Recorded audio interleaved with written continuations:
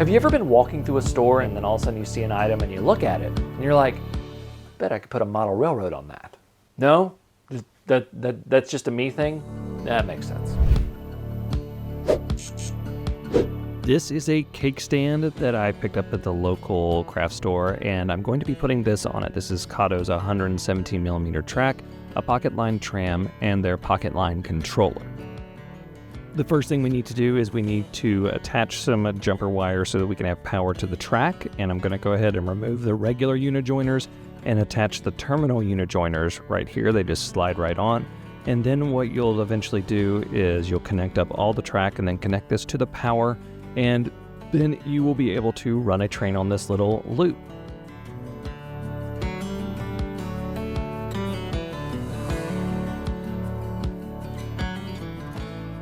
I do want to take a brief moment to thank Trains.com for supporting this video. You can use the promo code JimmyDIY to get $10 off your first order of $50 or more. Link in the description. Now, one problem I did have with this cake stand is this angled lip right here, so we're just going to have to work around this with the foam.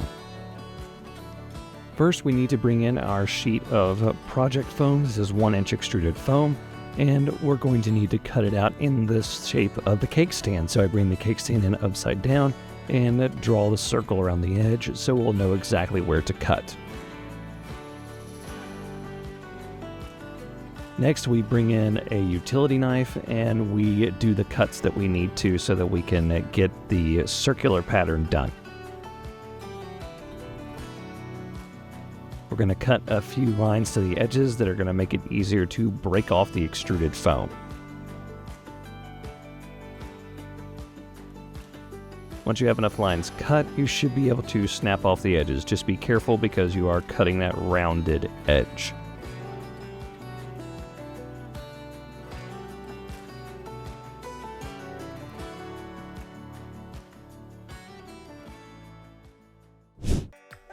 Now we need to clean up the sides of the circular piece of foam. We're going to cut off some of the edges, and then we will do some filing down of it just to smooth everything out.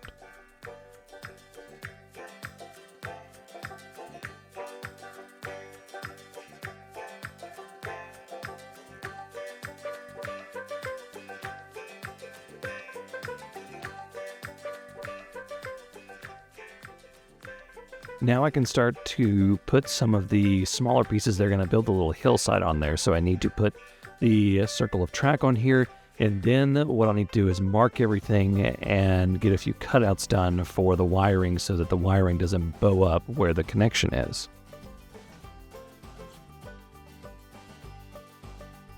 Next, I need to mark where I need to do a little cutout for the wires to go under so that they don't cause the track to bow up. So I go ahead and knock that out with a utility knife, just a little bit of shaving in there, and that ends up getting this perfect little indention that'll be able to get the wires out from under there. And now I just double check the fit and make sure that everything is okay. Once I've confirmed everything, I'm able to draw an outline of where the track goes so that I'll be able to cut the foam pieces for the hillside. I can now start to bring in foam scrap pieces so that I can begin to make the hillside. So the first one I need is going to be relatively circular, and it's going to be a platform for the little building that I'm going to have to sit on it. So I go ahead and draw out a rough shape for this and cut it out with my utility knife, and then I can go ahead and put it into position and cut off anything else I need to.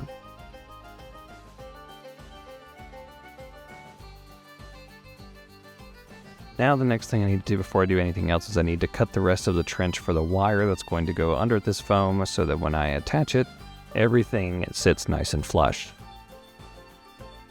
Once that is done, I can bring the second piece of foam and begin stacking up my hillside.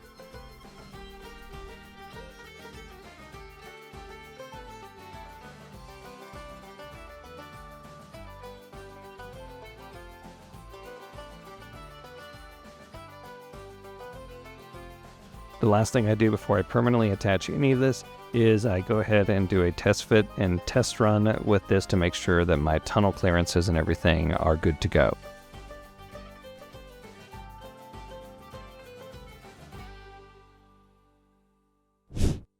The last thing we need to do before we permanently attach everything is drill a hole for the power feeder. So we're going to drill a hole through the foam and let the drill mark the spot we need to put the hole in the aluminum of the cake stand. Once the hole has been drilled and marked, we can remove the foam and then drill our hole into the aluminum base of the cake tray.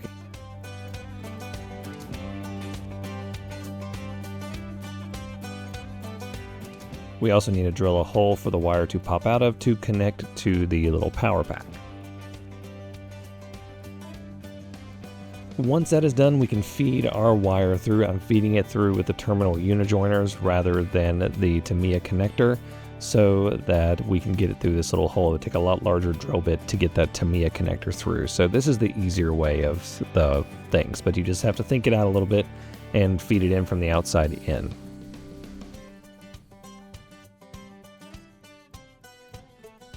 I can then reattach the foam board and thread the wire through the little hole, and then I can reattach the terminal unijoiner to the track, and we will be rocking and rolling.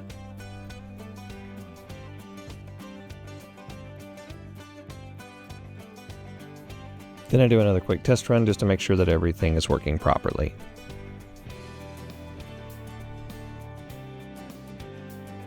And now I can finally start gluing down all of my foam, and I'm using some Loctite Power Grab. This is great, just all-purpose glue, especially for this. If you have some extra time, you can also just use latex caulk. That works great as well.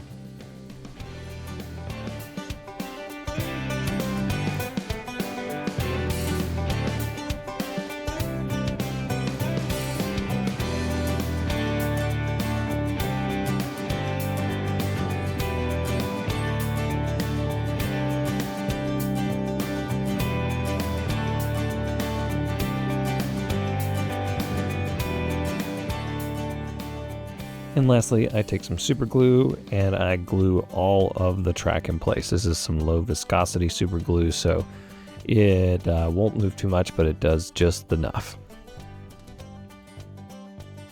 Now I let everything dry overnight, and then the last thing I need to do is attach the base to the cake stand. And what I'm going to do here is I'm going to take some cardboard, just because that little lip, and I'm going to basically put these as spacers, and I'm going to use some more of that Loctite Power Grab to glue everything down and glue everything in place.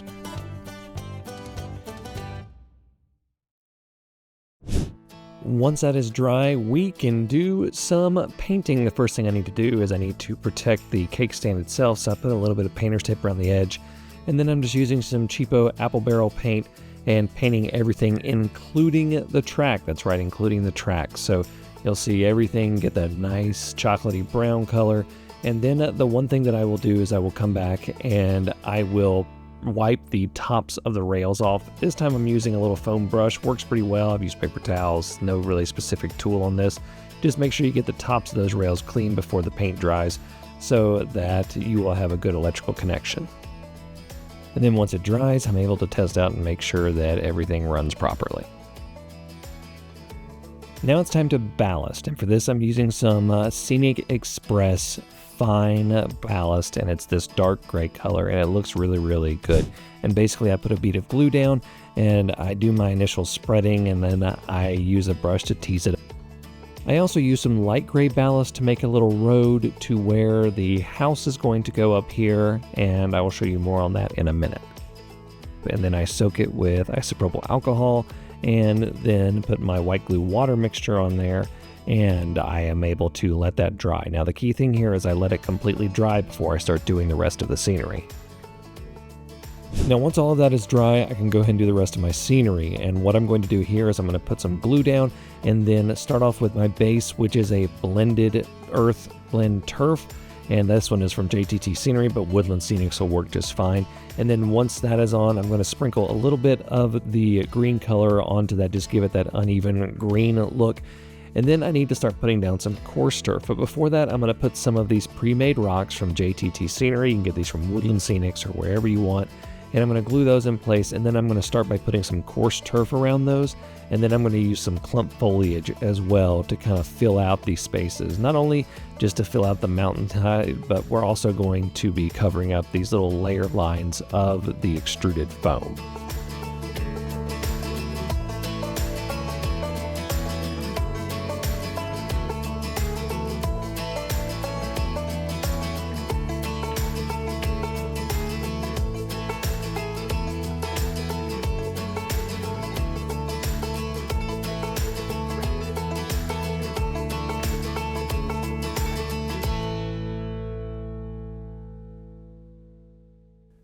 Now we're going to put on some clump foliage. This is just the regular normal clump foliage. I usually like to use 2 different colors just to give it a little bit of variety on there. So we'll go ahead and just place this and just start filling in more gaps. Now some of you may remember when I did a poll that was a random question of red or yellow. I had these little houses from Eve model. One was red, one was yellow. I thought I could fit 2, but I can only do 1. So you guys picked red, and I'm going to put the red house on here.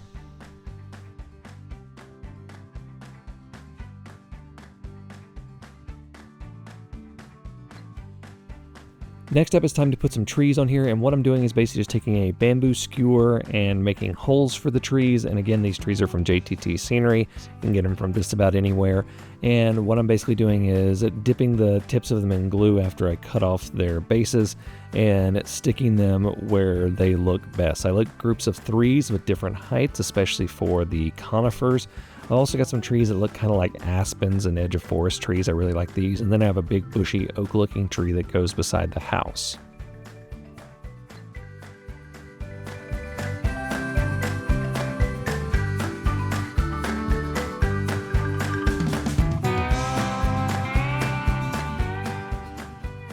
Now once I have everything done, I soak it with IPA and my white glue water mixture and let it dry.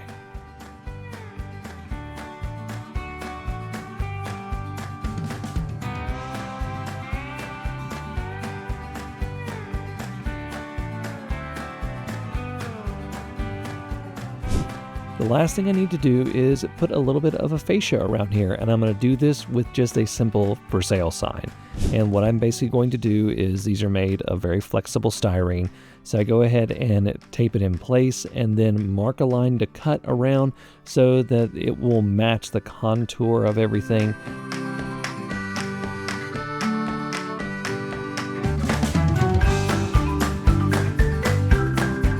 And I go ahead and cut and get enough pieces to go all the way around. After that, I bring some tape and do a test fit just to make sure everything is done, because I'm going to take this out and spray paint it with some black spray paint. And then once I am done with that, I come back and I use some hot glue to attach everything.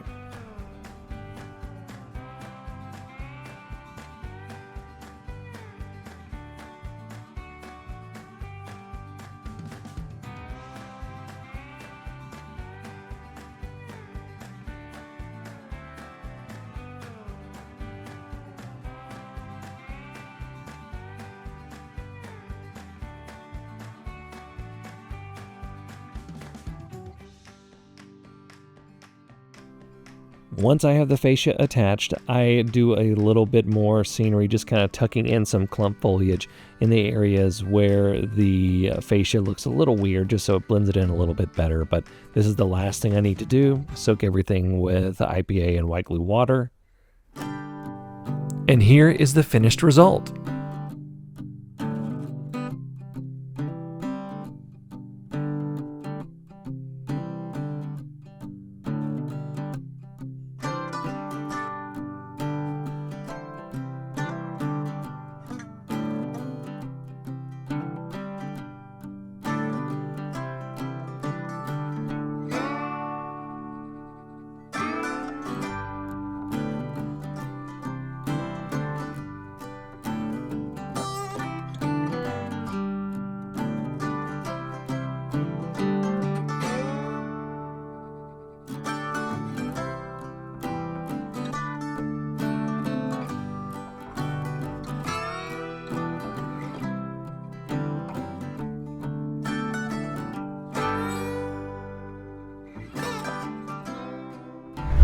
Model railroading can be literally anything. It can be a big traditional layout setup like I have, well, modular traditional-ish, or it can be something as simple as a circle of track on a cake stand and everything in between. Don't let your imagination be put into a box or a rectangle or a loop. You can do anything with model railroading, and I think I'm going to do more things like this just to kind of show some of the cool and crazy things you can do with model railroading. If you guys enjoyed this, let me know. I can figure out some more projects. Until next time, I'm Jimmy from DIY and Digital. Stay safe, be kind, and happy railroading.